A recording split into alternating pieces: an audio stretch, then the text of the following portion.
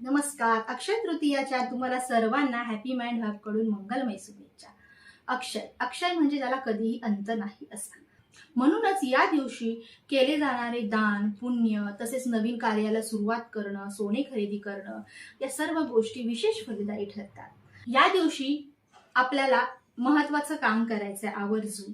7 प्रकारचे धान्य घ्यायचे आहेत, ते एकत्र करायचे आणि पक्ष्यांना खाऊ घालायचं.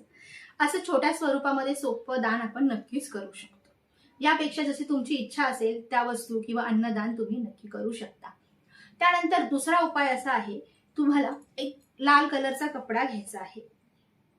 त्यामध्ये हे गोमती चक्र घ्यायचंय, एक गोमती चक्र. त्यानंतर पिवळ्या 5 कवड्या घ्यायच्या आहेत. पिवळ्या 5 कवड्या, सफेद असेल तर त्याला हळदीने रंगवायचं आहे. त्यानंतर एक कमलगट्ट्याची बी घ्यायची आहे. कापूरचा तुकडा टाकायचा आहे.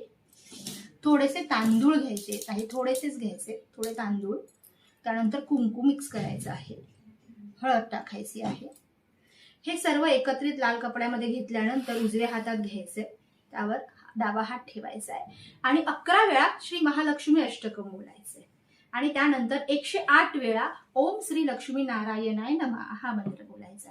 ही सर्व सेवा झाल्यानंतर हे एकत्र पुरचुंडी तयार करायची आहे आणि आपल्या तिजोरीमध्ये अक्षय तृतीयाच्या दिवशीच हे सर्व खरेदी करायचे आणि अक्षय तृतीयाच्या दिवशीच हे तिजोरीमध्ये ठेवायचे. आणि या दिवशी आवर्जून मी सांगितलं तसं गेल्या व्हिडिओमध्ये आपली तिजोरी व्यवस्थित स्वच्छ करायची आहे.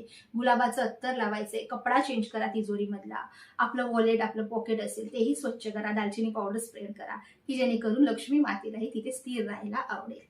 पुन्हा एकदा अक्षय तृतीयाच्या तुम्हाला सर्वांना खूप खूप शुभेच्छा. श्री स्वामी समर्थ.